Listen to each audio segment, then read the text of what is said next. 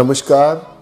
Golden future देख रहे आप सभी दर्शकों का मैं आचार्य पंकज शास्त्री हार्दिक स्वागत करता हूं, हार्दिक अभिनंदन करता हूं। आपके पास इस कार्यक्रम के माध्यम से कोई ना कोई जानकारी प्रदान करने का हमारा यही एक प्रयास रहता है कि आपके जीवन में चल रही समस्याओं के, आपके जीवन में चल रही जिज्ञासाओं के समाधान हम दे सकें। सरल उपायों के साथ करें जीवन का समाधान, यही हमारा एकमात्र संकल्प है, एकमात्र प्रयास है। और दर्शकों, इस कार्यक्रम को अपना स्नेह, अपना प्रेम देने के लिए आप सभी का मैं पुनः हार्दिक धन्यवाद करता हूँ। प्रिय दर्शकों, पिछला कार्यक्रम था केतु महाराज के ऊपर। मोक्ष के कारक केतु महाराज हमारी जन्म कुंडली के कौन कौन से भाव में कैसा प्रभाव डालते हैं, और वो प्रथम से षष्ठम कार्यक्रम था, पहले से छठे भाव तक उसका जो प्रभाव था उसके बारे में मैंने बताया था। आज का जो कार्यक्रम है केतु महाराज के ऊपर, आपकी जन्म कुंडली के सप्तम भाव से लेकर के द्वादशेष 12वें भाव तक कैसा प्रभाव है, ये महत्वपूर्ण जानकारी आपको दे रहा हूँ। प्रिय दर्शकों, जैसा कि आपको बताया था कि केतु महाराज एक धड़ है, इनका मुख नहीं है, जो मुख है वो राहु है, और जो धड़ है समुद्र मंथन के पश्चात जो कथा है, जो वृतांत है पुरातन, जो हमारे ग्रंथों में जिसके बारे में चर्चा है, वो यही है कि समुद्र मंथन के पश्चात जो अमृत कलश निकला था, इन्होंने पी लिया था, और विष्णु भगवान ने अपने सुदर्शन चक्र के माध्यम से सर अलग कर दिया। जो सर है वो राहु है, जो धड़ है वो केतु है। परंतु ये छाया ग्रहों का हमारी जन्म कुंडली में अत्यधिक प्रभाव है। आपके जीवन में बहुत से बड़ी परेशानी को भी ये के कारक हैं। प्रिय दर्शकों, चरम रोग के कारक केतु महाराज हैं।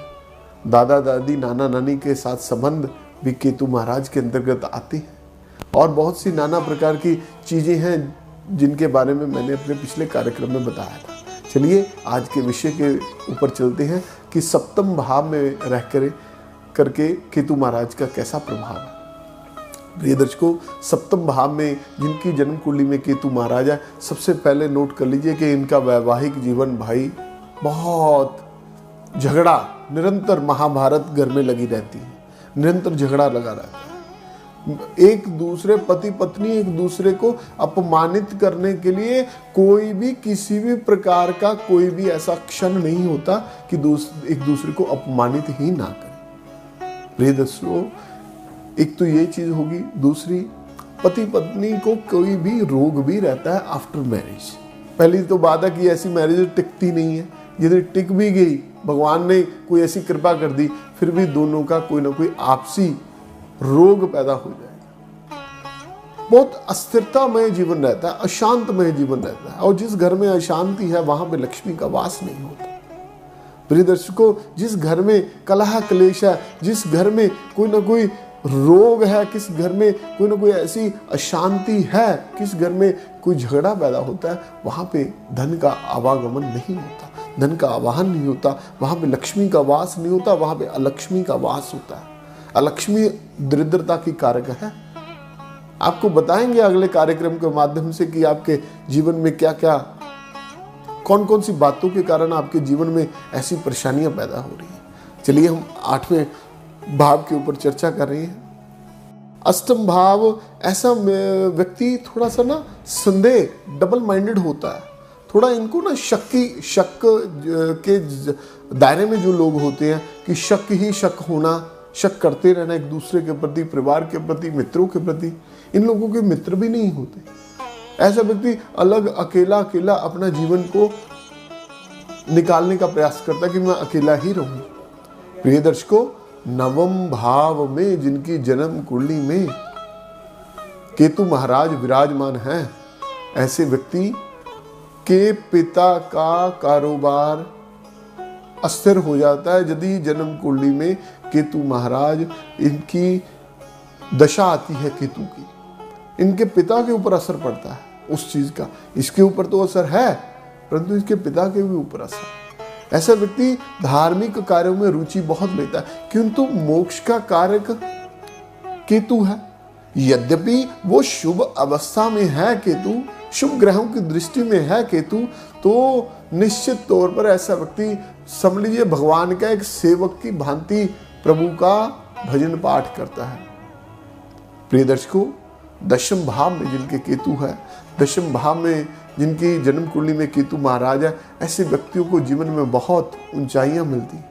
ऐसे व्यक्तियों को बहुत जीवन में कारोबार में ऐसी तरक्की होती है कि उनको जीवन में कम मेहनत करके बहुत कुछ प्राप्त हो जाता है। ऐसे व्यक्ति कंस्ट्रक्शन का भी कारोबार करते हमने देखे हैं जिनके दशम भाव में केतु है। चमड़े का बहुत बड़े से बड़ा व्यवसाय करते हैं, ये जूते का चप्पल का कारोबार करते हैं, इंपोर्ट एक्सपोर्ट का कार्य करते हैं जिनके दशम भाव में केतु है। और साथ में एक नकारात्मक चीज भी सुन लीजिए प्रिय दर्शकों, यदि इनकी जन्म कुंडली में केतु महाराज के ऊपर सूर्य की दृष्टि है या सूर्य की युति है, चंद्र की दृष्टि है या चंद्र की युति है, या विपरीत और दूसरे विपरीत ग्रहों की युति एवं दृष्टि है, तो इसके परिणाम बहुत घातक हो जाते हैं। ऐसा व्यक्ति समझ लीजिए कि पिता के लिए बहुत घातक हो जाता है, फिर अपने माता और पिता के लिए जिनके दशम भाव में केतु। तो एकादश भाव में जिनकी जन्म कुंडली में केतु महाराज है, ये बहुत धीरे धीरे कारोबार करते हैं। ये समझ लीजिए कि कम प्रॉफिट में कारोबार करने के इच्छा रखते हैं। इनको ऐसा लग रहा था कि मेरा काम चलता रहे, मेरा काम चलता रहे। छोटी छोटी विदेश यात्राएं, छोटी छोटी यात्राएं, छोटे छोटे अलग अलग, इनको घूमने फिरने का, जो राइडर्स नहीं होते, रोड लवर्स, रोड राइडर्स, इनको घूमने फिरने का शौक रहता है। कोई किसी मित्र ने, किसी भाई ने, किसी परिचित ने, किसी परिजन ने इनको बोल दिया कि भाई हमने जाना है, तो ये तुरंत अपना इनका बैग तैयार रहता है घूमने फिरने के लिए। प्रिय दर्शकों, ऐसे व्यक्ति धार्मिक यात्राओं के भी बड़े शौकीन होते हैं। समुद्र पार भी इनकी यात्राएं, विदेश में भी भ्रमण कर लेते हैं। अधिकांश ऐसे लोगों को मैंने देखा कि इनको कारोबार भी कुछ ऐसा ही मिलता है।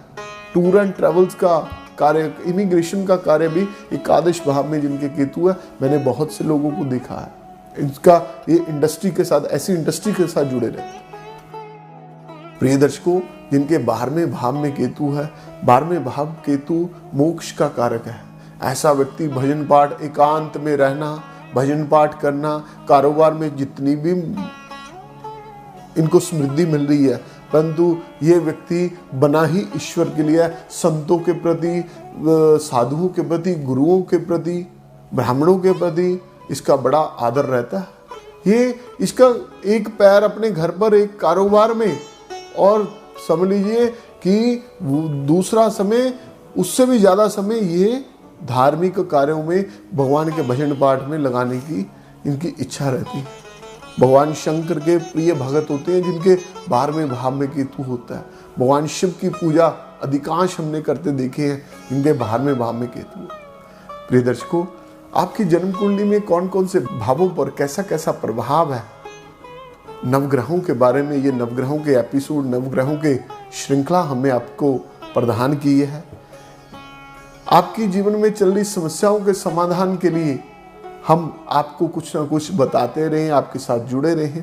अपने पसंदीदा कार्यक्रम को आप स्नेह और प्रेम देते रहें।